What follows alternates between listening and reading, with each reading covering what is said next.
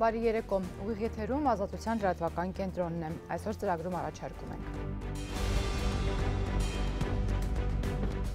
Փակ դռների ետևում Փաշինյան-Էրդողան հանդիպումից հետո առարկայական պայմանավորվածությունների մասին երկկողմ հայտարարություններ չկան։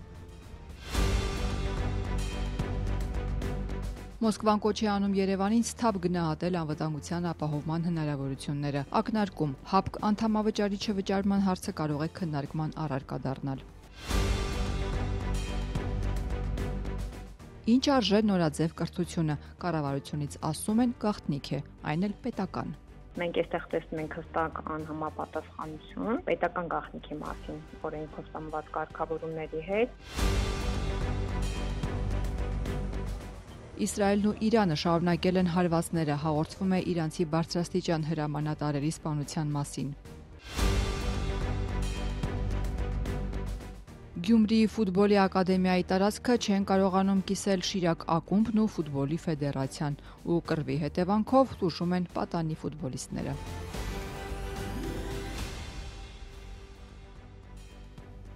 Ինչ քննարկեցին Փաշինյանը եւ Էրդողանը փակ դռների ետևում։ Առարկայական պայմանավորվածությունների մասին երկկողմ հայտարարություններ չկան։ Պաշտոնական հաղորդակցության համաձայն քննարկվել է հայ-թուրքական հարաբերությունների կարգավորման ընթացքը, Հայաստան-Ադրբեջան խաղաղության գործընթացի եւ խաղաղության խաչմերուկ նախագծի շուրջ մտքեր են փոխանակվել։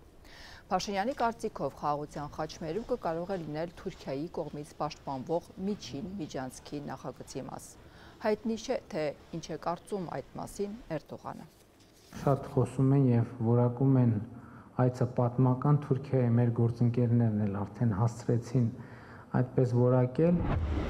Ստամբուլի Դոլմաբահչե պալատում կայացած Փաշինյան-Էրդողան հանդիպման ավարտին որևէ փաստաթուղթ չի ստորագրվել, առարկայական պայմանավորվածությունների մասին էլ երկկողմ հայտարարություններ չկան։ Պաշտոնական Երևանի փոխանցմամբ Հայաստանի եւ Թուրքիայի ղեկավարները քննարկել են երկու երկրների հարաբերությունների կարգավորման ընթացքը։ Փաշինյանն ու Էրդողանը մտքեր են փոխանակել Հայաստան-Ադրբեջան խաղաղության գործընթացի մասին, ինչպես նաեւ խաղաղության խաչմերուկ նախագծի շուրջ։ Այդ նախագծով Հայաստանի կառավարությունն առաջարկում է իրականացնել տարածաշրջանի ապաշրջափակումը, հարգելով երկրների ինքնիշխանությունն ու իրավազորությունը։ Թե Ռեջեփ Թայիփ Էրդողանը ինչ կարծիք է հայտնել Փաշինյանի առաջարկած խաղաղության խաչմերուկի վերաբերյալ որևէ տեղեկություն չկա։ Մինչև Էրդողանին հանդիպել է Թուրքիայի հայ համայնքի ներկայացուցիչների հետ զրույցում Փաշինյանն ասել էր, թե անցած տարի Նյու Յորքում Թուրքիայի ղեկավարի հետ ընդհանուր գծերով խոսել է այդ նախագծի մասին, բայց ավելի մանրամասն քննարկելու հնարավորություն կունենան հանդիպման ընթացքում։ Հիմա Թուրքիայի համար շատ կարևոր օրակարգ է միջին միջանցքը եւ նաեւ խաղաղության խաչմերուկ նախագծի կարևոր առանձնահատկություններից մեկն այն է, որ այն լիարժեքորեն ներգրվում է Թուրքիայի կողմից պաշտպանվող եւ Թուրքիայի կողմից առաջ մղվող միջին միջանցքի նախագիծը եւ ինձ համար ակնհայտ է, որ խաղաղության խաչմերուկ նախագիծը կարող է լինել միջին միջանցքի նախագծի մաս եւ այդ տրամաբանության մեջ է եւ ես այսօր հենց այդ թեմայով վստահաբար կխոսեմ նախագահ Էրդողանի հետ։ Ադրբեջանը մերժել է խաղաղության խաչմերուկը, այն համարել ուշացած, նախագահ Ալիևը բավական կոշտ էր արտահայտվել, ասելով, թե այդ նախագիծը գրոշի արժեք չունի, ինչի մասին տարբեր խողովակներով հայկական կողմին բազմիցս հասկացնել են տվել։ Պաշտոնական Անկարան անդրադառնալով երեկ տեղի ունեցած Փաշինյան-Էրդողան հանդիպմանը խաղաղության խաչմերուկի մասին որևէ հիշատակում չի անում։ Թուրքական կողմի փոխանցմամբ հանդիպման ընթացքում նախագահ Էրդողանը ընդգծել է Ադրբեջանի եւ Հայաստանի միջև խաղաղության բանակցություններում ձեռք բերված կոնսենսուսի կարեւորությունը եւ հավելել, որ Թուրքիան կշարունակի անհրաժեշտ աջակցություն ցուցաբերել տարածաշրջանի զարգացմանն ուղղված ջանքերին, փոխադարձ շահերը հաշվի առնելով։ Հանդիպման ընթացքում քննարկվել են նաեւ Թուրքիայի եւ Հայաստանի միջև հարաբերությունների կարգավորման գործընթացի շրջանակներում ձեռնարկվելիք հնարավոր քայլերը։ Հիմա այս այցից չպետք է այսպիսի չափազանցված սպասելիքներ ունենանք։ Իմ պատկերացրած ակնկալիքը այն է, որ այս այցը պետք է ապահովի միջպետական երկխոսության հետագա բնականոն ընթացքը։ Այն, որ Թուրքիայի նախագահի հետ հանդիպումից մեծ ակնկալիքներ պետք չէ ունենալ, Փաշինյանն արդեն ասել էր Թուրքիայի հայ համայնքի ներկայացուցիչների հետ հանդիպմանը, շեշտելով այցի նպատակը Հայաստան-Թուրքիա հարաբերությունները զրոյից կառուցելն է։ Մեր համաձայնությունը ինչի շուրջ պետք է լինի։ Հայաստանը սպառնալիք չի Թուրքիայի համար, Թուրքիան սպառնալիք չի Հայաստանի համար։ Այս փուլում, ինչպես Փաշինյանը ձևակերպեց, Հայաստանի նպատակն է Թուրքիայի հետ դիվանագիտական հարաբերությունների հաստատումը, սահմանների բացումը, որը ենթադրում է Հայաստան-Թուրքիա ճանապարհների երկաթուղիների վերաբացում։ Տարածքով գնան գա, թող գնան գա, Նիկի, վատա դա։ Ստամբուլում հայ համայնքի հետ հանդիպմանը Փաշինյանը վստահեցրեց Զանգեզուրի միջանցք չի լինելու, իսկ խաղաղության խաչմերուկը իրականություն է դառնալու։ Դրա համար ըստ Փաշինյանի պատկերավոր ձևակերպման պետք է երթևեկության կանոններին ենթարկվել։ Թեման բարձրացրեց Ակոս թերթի խմբագիր Բագրատ Էստուկյանը, ով պնդեց, որքան էլ Հայաստանը մերժի այսպես կոչված Զանգեզուրի միջանցքը, չարագործության դաշինքը համառորեն պնդում է այդ միջանցքի մասին եւ չի թաքցնում, որ այն իրենց սրբազան երազանքի Թուրանի ճանապարհն է։ Այս պահին հայերս ունենք չարիքի դաշինք մեր դիմաց, որքան կարելի է գազանին սիրաշահել քաղցր խոսքերով, երբ նրանք սպառնալիքի լեզվով են խոսում, հարցրեց Պոլսահայ խմբագիրը։ Գազանը սիրաշահել քաղցր խոսքերով որքան կարելի է։ Այդ որ մենք ասում ենք ուրիշներին նայելով ասում ենք բան գազան, բայց մենք մեզ պետք է նայենք, ժողովուրդ ջան։ Մենք գիտեք նման ենք մի սուբյեկտի, որը հայտնվել է մայրուղու վրա ու իրան անդադ վրա երթե են ենթարկում։ Վերակենում էլի ավտոյի տակ կանգնում, վերակենում էլի ավտոյի տակ կանգնում, վերակենում ու ինքը չի հասկանում, ինչի է անդադ ավտոյի տակ ընկնում։ Որովհետև ինքը չգիտի երթևեկության կանոնները։ Ինքը չի կարող կարդա ճանապարհային նշանները։ Ինքը չգիտի, որ ինքը այդտեղ չի կարող գտնվել, որովհետև այդտեղ գտնվելը 95 եւ ավել տոկոս հավանականություն է ստեղծում, որ ինքը մեքենայի տակ կընկնի, որովհետև այդտեղ կանգնողը անկախ ան ոչ թե դիմացի մեքենան գազան է, այլ ինքը ընկնելու այդ ավտոյի տակ, հասկանում եք։ Եվ այդ միջանցքը չեն թաքցնել, որ իրենց սրբազան երազանքին Թուրանին ջամփան է, ճանապարհն է։ Բանի հայության այս բանը մեր բոլորիս, վայ նրանց նպատակը Թուրանն է։ Ինչ են ուզում իրանք։ Ուզում են Հայաստանի տարածքով գնան գա,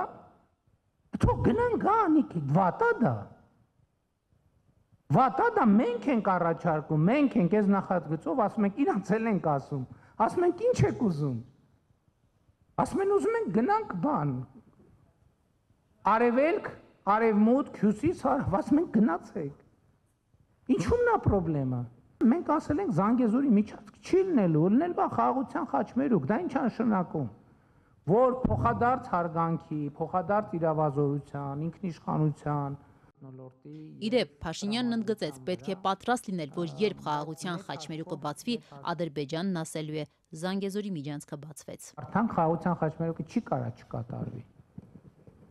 Եթե մենք այդ ճանապարհային նշանները կարողանանք գիտեք, դա էլ է պետք խոստովանել, որ խաղաղության խաչմերուկը բացվեց, Ադրբեջանն էլ ասելու է, տեսեք, Զանգեզուրի միջանցքը բացվեց։ Սրան էլ պետք է պատրաստ լինենք։ Բայց մեր ինքնիշխանության,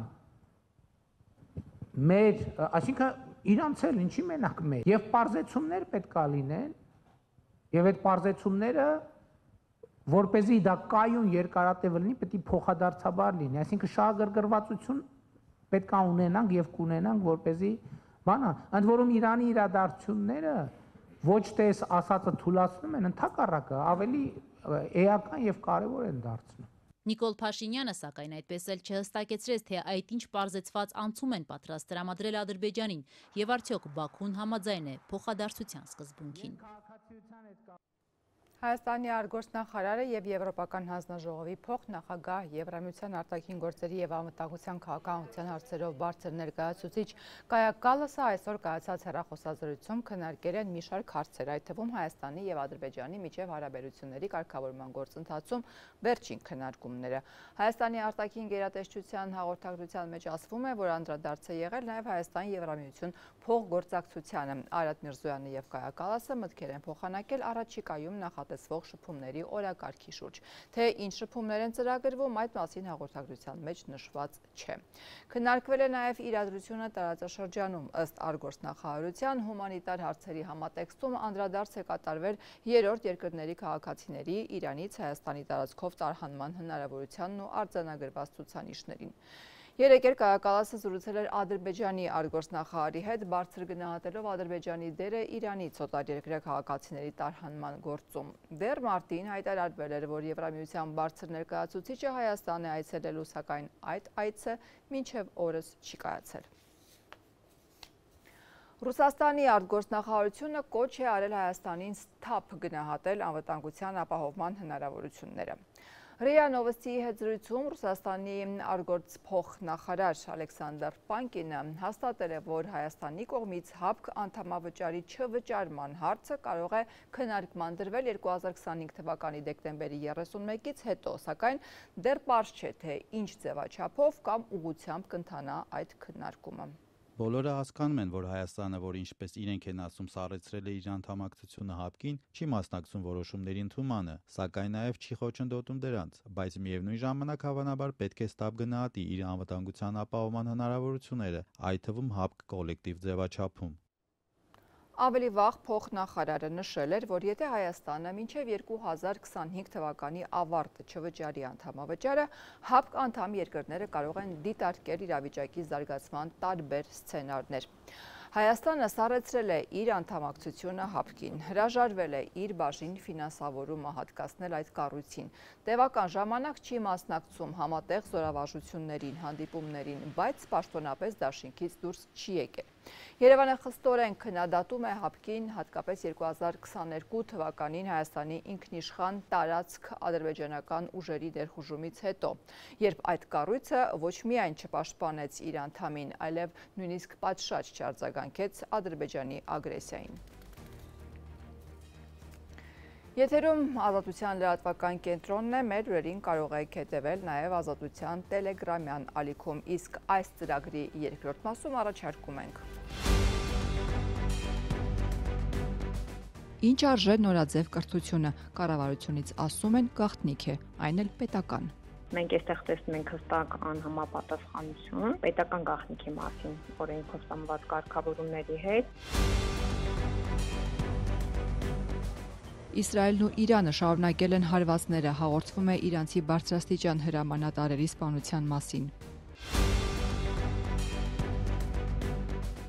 Գյումրիի ֆուտբոլի ակադեմիայի տարածքը չեն կարողանում կիսել Շիրակ ակումբն ու ֆուտբոլի ֆեդերացիան ու կռվի հետևանքով տուժում են պատանի ֆուտբոլիստները։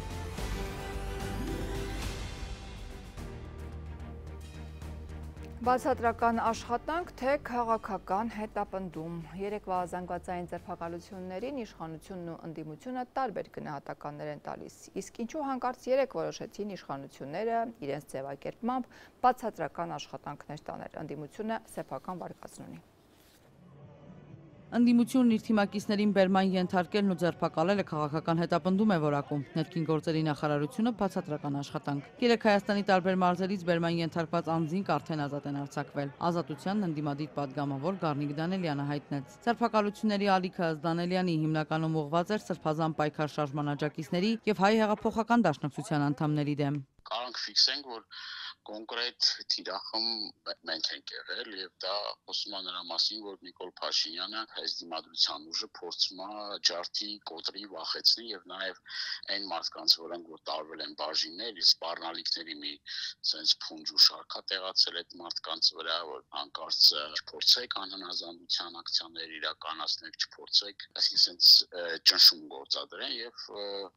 այդ մարդիկ որոշակի ժամանակ պահելուց հետո, քանի որ որևէ մի հակաօրինական քայլի ապացույց կամ որևէ մի բան չեն մտցել, այդ մարդիկ ազատ են արձակվել։ Պատգամավոր Գառնիկ Դանելյանն իրավապահների գործողությունները վարչապետ Նիկոլ Փաշինյանի Թուրքիա այցով է պայմանավորում։ Արդյոք որևէ բան պլանավորում էին իրականացնել հարցին ի պատասխան պատգամավորն ասաց, թե իրենք այսօր էլ վերահաստատում են, որ իշխանության վարած քաղաքականության արմատական ընդդիմախոսներն են։ Ցանկացած անհրաժեշտ պահի պատրաստ են փողոց դուրս գալ, բայց պայքարը լինելու է բացառապես օրենքի եւ սահմանադրական լիազորությունների շրջանակում։ Իշխանությունների գործողությունները Գառնիկ Դանելյանի համար փաստ են, որ հակազդեցություն Փաշինյանի թիմը սպասում է իրենցից։ Ռեպրեսիոն մեխանիզմը գործում է իրանց կողմից։ Մենք էլ ասում ենք, որ մենք հաշ չենք այդ ամեն ինչի հետ, մենք դիմակայելու ենք այդ ամեն ինչի։ Եթե անգամ այնտեղ ինչ-որ մի բան է, ըստ մեզ հասած տեղեկությունների չի ստորագրել, դա չի նշանակում, որ ինքը այնտեղ պատրաստականություն չի հայտնել նոր զիջումներ անել թուրքական, ադրբեջանական կողմի, չգիտեմ։ Շատ մեծ վտանգ կա, որ իր ասած բանավոր փոխըմբռնումներ ունի թուրքական կամ ադրբեջանական կողմի հետ։ Ոստիկանությունն այսօր որևէ նոր բան չավելացրեց 3 տարածած հաղորդագրությանը։ Մանրամասներ չհայտնեց, ինչ ահազանգ էր, ինչ էին փնտրում։ Երեք ոստիկանություն կանչվածների կամ ձերբակալվածների գործով զբաղվող փաստաբան Ռուբեն Մելիքյանի կարծիքով ոստիկանությունը հայտարարություն տարածեց իրենց բարձրացրած աղմուկից հետո։ Ըստ Մելիքյանի խոսքը 100-ի հասնող քաղաքացիների մասին է։ Ոստիկանությունը պարզաբանում է տվել նշելով, որ ինչ-որ կանխարգելիչ, չգիտեմ ինչ, բացատրական աշխատանքների մասին է խոսքը։ Նախ նշեմ, որ ոստիկանությունը որևէ նման լիազորություն չունի եւ բազմիցս ենք տեսել այդպիսի խրոխտ ձևակերպումներ այն դեպքում, երբ դրան հետևել են խաղաղ հավաքներ։ Երեք ինչպիսի հետաքրքիր իրավիճակ տեղի ունեցավ, ուրեմն եղել են դեպքեր, որ զենք զինամթերքի կասկած են ձևակերպել որպես արդեն պաշտոնապես ձերբակալություն, եւ մի քանի ժամ հետո բաց են թողել։ Եղել են դեպքեր, որ մարդիկ այցելել են, ինչ որ այսպես բացատրական զրույց են վարել, այսպես ասած, նորից ասեմ, դրա իրավունքը պարզապես չունի ոստիկանությունը իրավապահ կառույց է, այլ ոչ թե մանկապարտեզ։ Կանխարգելիչ աշխատանք որակված գործողությունների ժամանակ ոստիկանները բացատրական աշխատանքի շրջանակում ոմանց ասել էին ներկայանալ բաժիններ։ Ըստ Մելիքյանի աղմուկից հետո, երբ քաղաքացիները կրկին զանգահարել են պատրաստակամություն հայտնել ներկայանալ, միանգամից նոր պատասխան է եղել, այլևս կարիք չկա։ Փաստաբանը դժվարացավ ասել, արդյոք իրավապահների գործողությունները շարունակություն կունենան, թե ոչ։ Շեշտեց, իրեն ռուսաստանաբնակ Կարեն Կարապետյանի դեմ հարուցված քրեական գործից հետո այլևս ոչինչ չի զարմացնում։ Ակնհայտ բոլորիս աչքի առաջ այն հրապարակային խոսքը, որը առհասարակ կոչ չէ, ուղղակի աբսուրդ է այդպես գնահատել մի խոսք, որը որ դա ողջամտությունից կարճ ասած շատ հեռու էր։ Այս կարմիր գիծը հատելուց հետո ես ոչինչի վրա չեմ զարմանա։ Ես անկեղծորեն չեմ զարմանա, որ վաղը օրինակ այս իմ այսպես ձեր տված հարցազրույցը կարող են օրինակ դիտել, ինչ ասել, կողոպուտի նախապատրաստություն, չգիտեմ։ Լինելու էր որևէ ակցիա, Մելիքյանը չգիտի, բայց նրա համար հստակ է, որ իշխանությունը փորձ է արել սահմանափակել մարդկանց դժգոհություն հայտնելու իրավունքը։ Իսկ պատգամավոր Գառնիկ Դանելյանը հայտարարեց, թե իշխանությունը կանխարգելիչ աշխատանքների անվան տանք մինչ այս էլ մարդկանց մեքենաները տեղափոխել է հատուկ պահպանվող տարածք առանց փաստաթղթի ու առանց արձանագրության։ Ներքին գործերի նախարարությունից հրաժարվեցին որևէ տեղեկություն տրամադրել երեկվա գործողությունների մասին։ Ինչ արժե նորաձև կրթությունը։ Վերջերս հայտնի դարձավ, որ առաջին տիկնոջ կրթական արշավի գումարը վարչապետի աշխատակազմն է ֆինանսավորում, եթե դրանց մասնակցում է վարչապետը։ Իսկ հատկապես վերջին շրջանում նկատելի է, որ այդ հանդիպումները առանց Փաշինյանի չեն անցնում։ Սակայն թե որքան են վճարում հարկատուները այս հանդիպումների համար, պարզվում է գաղտնիք է, այն էլ պետական։ Որքան գումար է հատկացվում, առաջին տիկնոջ կրթվել է նորաձև է արշավին վարչապետի աշխատակազմից, պետական գաղտնիք է։ Մոտ 10 օր առաջ ազգային ժողովում վարչապետի աշխատակազմի ղեկավար Արայիկ Հարությունյանն էր հայտարարել, որ այդ միջոցառումները վարչապետի աշխատակազմի կողմից են ֆինանսավորվում, եթե դրանց մասնակցում է վարչապետ Նիկոլ Փաշինյանը։ Դա վարչապետի միջոցառումն է, վարչապետի առաջնահերթ այսպես ծրագրերից մեկն է, իրականացում է աշխատակազմի միջոցներով։ Եթե մենք ուզում ենք վերափոխել աշխարհը, պետք է վերափոխենք ինքներս մեզ։ Իսկ Նիկոլ Փաշինյանը վերջին շրջանում այս արշավի գրեթե բոլոր խոշոր հանդիպումներին եւ մասնակցում է եւ ելույթ ունենում։ Սակայն թե որքան են վճարում հարկատուներն այս հանդիպումների համար, պարզվում է գաղտնիք է։ Ամեն դեպքում վարչապետի աշխատակազմը ազատության հարցմանն ի պատասխան դա է պնդել։ Աշխատակազմի ուղարկած պատասխանում նշված է, որ կրթվել է նորաձև է նախաձեռնության կազմակերպման ծառայությունները վարչապետի աշխատակազմի կողմից ձեռք են բերվել վարչապետի արարողակարգային միջոցառումների շրջանակներում, ներառվել են պետական գաղտնիք պարունակող գնումների պլանում եւ տեղեկատվությունը հրապարակման ենթակա չէ։ Դա Հայաստանի Հանրապետության վարչապետի գործունեության մի մաս է եւ Հայաստանի Հանրապետության վարչապետի գործունեությունը չի կարող ֆինանսավորվել այլ աղբյուրից, բացի Հայաստանի Հանրապետության պետական բյուջե։ Դեռ 2016 թվականին կատարված վիճահարույց ու խիստ քննադատված օրենսդրական փոփոխություններով արարողակարգային ծախսերն իրոք դասվել են պետական գաղտնիք պարունակող տեղեկատվության շարքին եւ չեն հրապարակվում։ Բայց թե ինչու է վարչապետի մասնակցությունը Իմ քայլը հիմնադրամի կրթվելը նորաձև է արշավին արարողակարգային համարվել, ծախսերն էլ գաղտնագրվել, բացատրություն եւ հիմնավորում չկա։ Պետական արարողակարգի մասին օրենքում հստակ նկարագրված է, որ արարողակարգային միջոցառումներն են բարձրաստիճան պաշտոնյաների օտարերկրյա այցերն ու հակառակը օտարերկրյա պաշտոնյաների այցերը Հայաստան, հանդիպումներն ու բանակցությունները նրանց հետ, պաշտոնական ուղերձները։ Թե օրենքի որ կետով է առաջին տիկնոջ նախաձեռնած միջոցառմանը մասնակցությունը արարողակարգային, հետևաբար ծախսերն էլ գաղտնի, հայտնի չէ։ Իրավունքի զարգացման եւ պաշտպանության հիմնադրամի ղեկավար Գենյա Պետրոսյանն ասում է, խիստ խնդրահարույց է օրենքն այս կերպ մեկնաբանելն ու այդ պատճառաբանությամբ տեղեկատվությունը գաղտնի պահելը։ Դժվար նախաձեռնության կազմակերպման ծառայությունների գնումը որպես արարողակարգային ծախս դիտարկելը եւ այդ հիմքով գաղտնագրելը մենք գնահատում ենք խիստ խնդրահարույց։ Որպես ընդհանուր կանոն նման ծախսերի տակ կարող ենք դիտարկել օրինակ համապատասխան անձանց պաշտոնական այցերի հետ կապված ծախսերը, դիվանագիտական ընդունելությունները, պաշտոնական նվերների գնման հետ կապված եւ այլ համանման ծախսերը։ Իսկ արշավին ուղղված բուն գործունեության կամ միջոցառման կազմակերպումը մեր գնահատմամբ չի տեղավորվում այս ծախսերի շրջանակներում։ Իրավունքի զարգացման եւ պաշտպանության հիմնադրամի ղեկավարը նաեւ խնդրահարույց է համարում հենց բուն օրենքի կետը, որով արարողակարգային ծախսերն ամբողջ ծավալով գաղտնի են համարվում։ Մենք այստեղ տեսնում ենք հստակ անհամապատասխանություն պետական գաղտնիքի մասին օրենքով սահմանված կարգավորումների հետ եւ պետական գաղտնիք հասկացության հետ, այսինքն այս ծախսերը նույն արարողակարգային ծախսերը առանց որևէ վերապահման եւ բացառության ամբողջ ծավալով ներառել գաղտնագրման ենթակա տեղեկացան շրջանակում չափազանց խնդրահարույց է եւ մեր կարծիքով նաեւ Մարդու եվրոպական կոնվենցիայի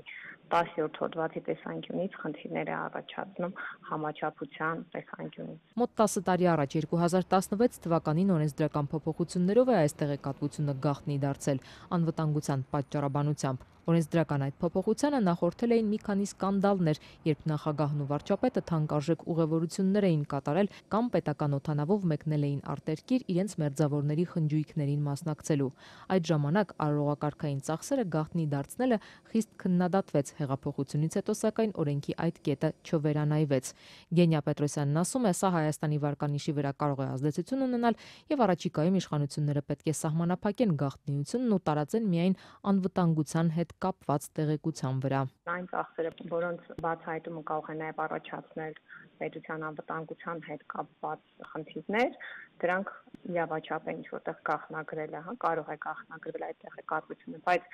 այս կարգավորման ներքո ամեն ինչ անկախ նրանից կապված է անվտանգության հետ կամ պետության շահերի հետ, թե ոչ որպես պետական գաղտնիք որակելը, ակնհայտ է, որ խիստ խնդրահարույց է։ Ուշագրավ է, որ Գրեկոն Եվրոպայի խորհրդի կոռուպցիայի դեմ պայքարող պետությունների խումբը եւս այստեղ խնդիր էր տեսել եւ պահանջել էր թափանցիկ դարձնել արարողակարգային ծախսերը, բայց իշխանությունները Սերժ Սարգսյանի իշխանության օրոք ընդունված այս կարգավորումից չհրաժարվեցին եւ հիմա էլ արարողակարգային գաղտնի ծախս են համարում նաեւ առաջին տիկնոջ արշավին տրամադրվող ֆինանսները։ Իսրայել-Իրան հակամարտության 9-րդ օրն է, կողմերը հայտնում են գիշերը միմյանց հասցված հարվածների մասին։ Իսրայելում բնակելի շենքի տանիքում հրդեհ է բռնկվել։ Իրանի հյուսիս-արևմուտքում Թավրիզում գտնվող ուսումնական կենտրոնի վրա Իսրայելի հարձակման հետևանքով Իսլամական հեղափոխության պահապանների կորպուսի 4 զինվորականներ են զոհվել։ Այսօր ավելի վաղ Իսրայելի իշխանությունները հայտնեցին իրանցի 3 բարձրաստիճան հրամանատարների սպանության մասին, որոնց Իսրայելի բանակը թիրախավորել է հարավային Ղոմում։ Ըստ իսրայելական կողմի հաղորդագրության կործանիչների հարվածների հետևանքով սպանվածներից մեկը Սաիդ Իզադին է, որ պատասխանատու էր պաղեստինյան Համաս զինյալ խմբավորման հետ համակարգման համար։ Իսլամական հեղափոխության պահապանների կորպուսը առայժմ չի հաստատել այս լուրը։ Իրանն էլ նոր տվյալներ է հրապարակել Իսրայելի հարվածների հետևանքով զոհերի և վիրավորների մասին։ Զոհվել է ավելի քան 400 իրանցի, իսկ 3056-ը վիրավորվել են հրթիռներից և անօդաչու թռչող սարքերից։ Իսրայելի պաշտոնական աղբյուրները մինչև այս պահը հայտնել են 24 զոհի մասին։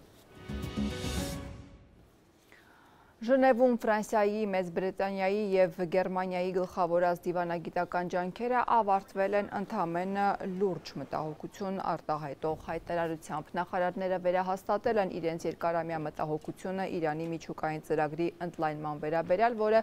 ըստ նրանց չունի հավատալի քաղաքացիական նպատակ։ Իրանը մշտապես պնդում է, որ միջուկային ծրագիրը բացառապես խաղաղ քաղաքացիական նպատակների համար է։ Իրանի արտգործնախարար Աբբաս Արաղչին էլ NBC-ին է հարցազրույց տվել, որտեղ ասել է, որ Միացյալ Նահանգների հետ բանակցելու հնարավորությունը բացակայում է, քանի դեռ չեն դադարել իսրայելական հարվածները։ Հարցին, արդյոք Իրանը վրեժխնդիր կլինի Միացյալ Նահանգների թիրախների և տարածաշրջանում տեղակայված ուժերի դեմ, եթե նահանգները միանա Իսրայելին։ Արաղչին պատասխանել է, որ նման քայլը կդիտվի որպես ինքնապաշտպանության օրինակ գործողություն։ Բելարուսի իշխանությունները ազատ են արձակել 14 բանտարկյալի, այդ թվում ընդդիմադիր առաջնորդ Սերգեյ Տիխանովսկուն և Ազատություն ռադիոկայանի նախկին լրագրող Իգոր Կարնեին։ Քաղբանտարկյալների ազատ արձակումը տեղի է ունենում Միացյալ Նահանգների նախագահի հատուկ բանագնաց Քիթ Քելոգի Բելարուս կատարած այցի ֆոնին։ Մինսկում ամերիկացի բարձրաստիճան պաշտոնյան հանդիպում է ունեցել Բելարուսի նախագահ Ալեքսանդր Լուկաշենկոյի հետ։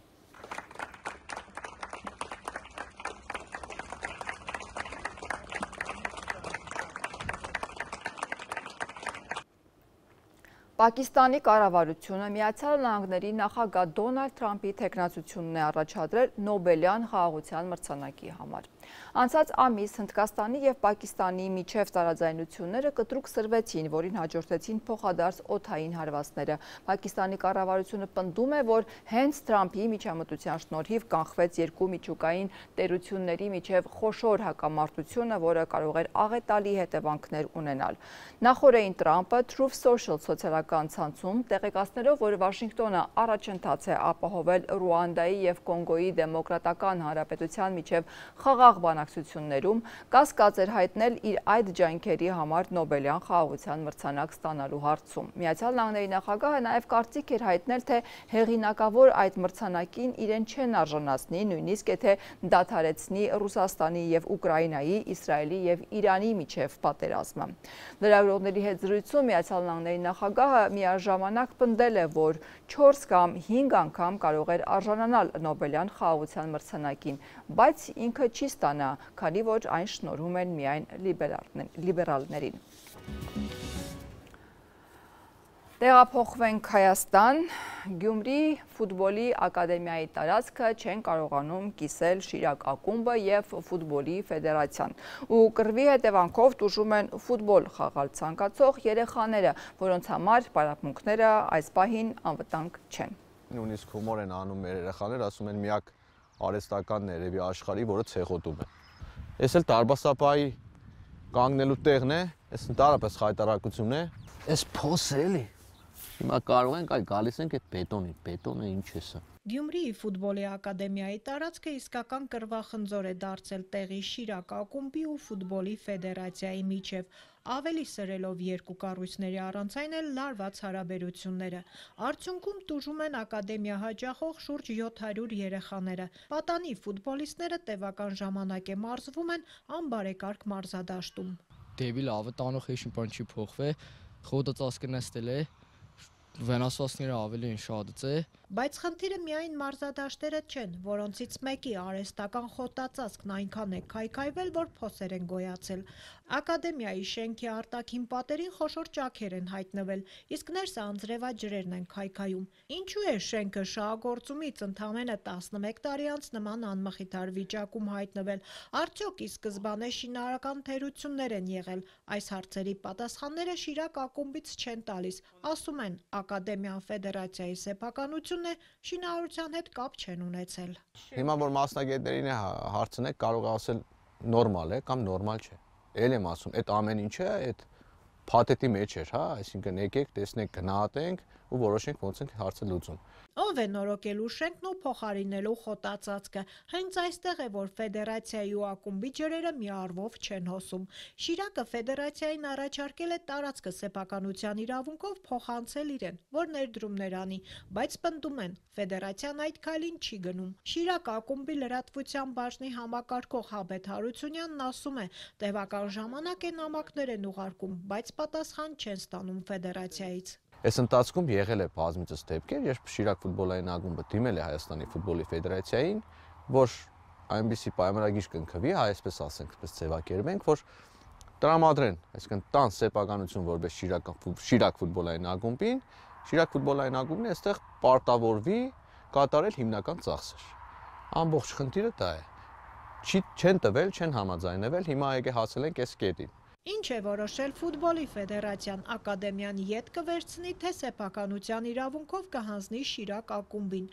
Ազատության գրավոր հարցերին ֆեդերացիայից հստակ պատասխան չեն տվել, նշել են միայն, թե Գյումրիի ակադեմիայում ընթանում են գույքի հանձնման ընդունման աշխատանքներ։ Ինչ է սա նշանակում, պարզ չէ, նաև հավելել են։ Հայտնում ենք, որ Շիրակ ֆուտբոլային ակումբին Հայաստանի ֆուտբոլի ֆեդերացիայի կողմից բազմիցս առաջարկվել է ներկայացնել իրենց կողմից իրականացվող հնարավոր ներդրումների չափը եւ ժամանակահատվածը, սակայն այդպես էլ որևէ պատասխան չի ստացվել։ Այս պատասխանը Շիրակ ակումբում դասական մանիպուլյացիա են որակում, շեշտում պատրաստ են եղել ներդրումներ անել, եթե սեփականության իրավունքը ֆուտբոլի ֆեդերացիան փոխանցեր ակումբին։ Հայաստանի ֆուտբոլի ֆեդերացիան մշտապես մերժել է բազմիցս արված մեր ակումբի այս առաջարկը։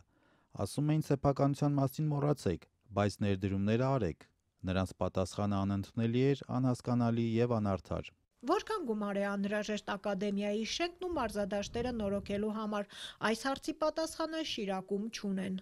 Եկեք միասին նստենք, համատեղ, չգիտեմ, ինչ որ խումբ ձևավորենք, այդ ձեր տված հարցի պատասխանը ստանանք, հետ արդեն հաջորդ քայլն անենք, թե ով է սարքելու, ինչ է անելու, որ ունենանք նորմալ պայմաններ։ Ամեն դեպքում այս պահին ֆուտբոլի ակադեմիայում հենց սաների համար պարապմունքներն անվտանգ չեն։ Շիրակ ակումբը որոշել է, որ այս անորոշ իրավիճակից միակ ելքը ակադեմիան ֆուտբոլի ֆեդերացիային վերադարձնելն է։ Մենք էլ դիմել ենք, ասում ենք, հանձնում ենք ձեզ, որ գոնե հիմա ինչ որ մի շարժ տեղի ունենա, բայց հիմա սպասում ենք, գնդակը իրանց դաշտում է։ Այսքան հետ եք վերադարձրել, այլևս անհատույց այսպես։ Հա, այդ պայմանագիրը, որը կա, մենք կոպիտ ասած միակ խզում ենք, որ այդ պատասխանատվության հարցը չկիսենք, որովհետև ոնց հասկանում եք, իրանք հետաքրքիր չի տեսնել ինչ է տեղի ունենում։ 1.5 տարի առաջ ֆուտբոլի ակադեմիայի պատը փլուզվեց ու պատահական անցորդի մահվան պատճառ դարձավ։ Պարիսպի մոտ 25 մետր հատվածի փլուզումն ահազանգ էր, որ նույնիսկ պարիսպներն են անորակ կառուցված։ Անձն աչքով երևում է, որ ինքը խնդրահարույց է ու հիմա որ այդ եմ ասում ցերկով, որ հիմա այսպես հրենք կփլվի։ Հավանաբար ոչ, եթե քամուց փլվել է։ Ողբերգական դեպքի փաստով քրեական վարույթ կա հարուցված։ Քննչական կոմիտեից Ազատությանը փոխանցեցին, որ սպասում են շինարարատեխնիկական փորձաքննության եզրակացությանը։ Գուցե նախաքննական մարմինը եզրակացնի, որ ակադեմիան այլևս անվտանգ չէ երեխաների համար, ասում է Հաբեթ Հարությունյանը։ Իրավապահ երևի մարմինները կարող են գալ, ասեն, փակեք ու այստեղից դուրս եկեք, որովհետև անվտանգ տեղ չէ։ Ֆեդերացիայի ու Շիրակ ակումբի հարաբերությունները տևական ժամանակ է լարված են։ Ակումբի նախագահ Արման Սահակյանը պահանջում է ֆեդերացիայի նախագահի հրաժարականը։ Գուցե հենց սա է պատճառը, որ ակադեմիայի խնդիրը չի լուծվում։ Դե չգիտեմ, ես չեմ կարող ասել են մարդիկ ինչ են մտածում, առհասարակ ոնց են մտածում, ու կարելի է ենթադրել, հա։ Կարելի է ենթադրել, ինչ որ վնաս են տալիս, հա ում են վնասում, երեխաներին են վնասում։ Կփակվի ակադեմիան, թե ի վերջո մեծերը մի լուծում կգտնեն երեխաների համար, այս պահին պարզ չէ, կողմերը գնդակը իրար դաշտ են գլորում։ Հիմա տեսնենք, գնդակը ֆուտբոլի ֆեդերացիայի դաշտում է։ Իսկ պատանի ֆուտբոլիստները եւս լսել են, որ ակադեմիան հնարավոր է փակվի։ Շիրակի մարզում մենակ էս մի ակադեմիան կա, էսը մեզի շանս է տված, որ ֆուտբոլիստ դառնանք։ Մեն ասպես լավ է ու ավելի վերականգնվի ակադեմիան։ Շարունակեք հետևել լուրերին, այցելելով azatutun.am կայքեջը եւ մեր սոցիալական հարթակներ։ Այսօրվա համար այսքանն էինք նախատեսել։ Հաջողություն։